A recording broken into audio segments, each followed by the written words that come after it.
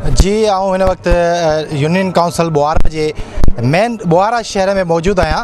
बरसातुनि खां पोइ जेकी बोहारा शहर में हालत थी आहे, हिते हिन वक़्तु आऊं बोहारा जी जेकी मेन बाज़ार आहे जेके मच्छी मार्केट जे नाले सां सॾियो वेंदो आहे, उहा बाज़ार मुकम्मल तौर ते जेको सो कीचड़ जे हवाले आहे। वक़्फ़े वक़्फ़े सां हिते बरसात जो सिलसिलो जारी आहे। हिते जी जेकी यूनियन काउंसिल जो अमलो आहे या जेको हिते जो सफ़ाई कंदड़ अमलो आहे, उहो यानी बरसातुनि खां पोइ मुसलसल ग़ाइबु हुअण जे करे सॼो शहर गंदगी जे भर चढ़ी वियो आहे। हिते जा ख़ासि तौर ते जेके विहारो खां वधीक पाड़ा उन्हनि में मुकमल पाणी बि बीठल आहे, गटरनि जो आज़ार वधी वियो आहे, जंहिंखां पोइ हिते जे रहवासियुनि खे शदीद मुश्किलातुनि खे मुंहुं ॾियणो पइजी रहियो आहे। जॾहिं त हिते वबाई बीमारियुनि पिणु माण्हुनि जे चेल चुभी करे छॾी आहे, जॾहिं सिहत जो जेको अमलो आहे उहो पिणु हितां ग़ाइबु आहे। हिन वक़्तु जेकी शहर जी सूरत हाल आहे, ज़िले इंतज़ामिया पारां एमरजेंसी लागू हुअण जे बावजूदि हिते रेवेन्यू जेको अमलो मौजूदु न आहे, न ई यूनियन काउंसिल जेको अमलो मौजूदु आहे, जंहिं सबबु हिन शहर जे रहवासियुनि जी ज़िंदगी ज़हर बणिजी वई आहे।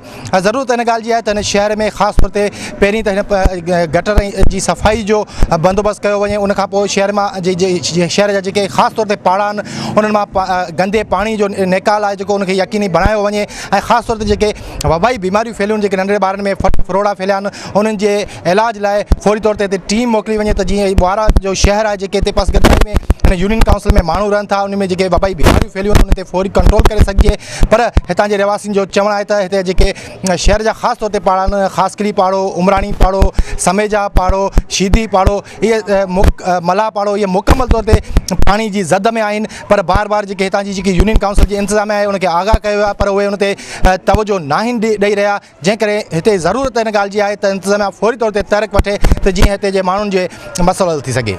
जी।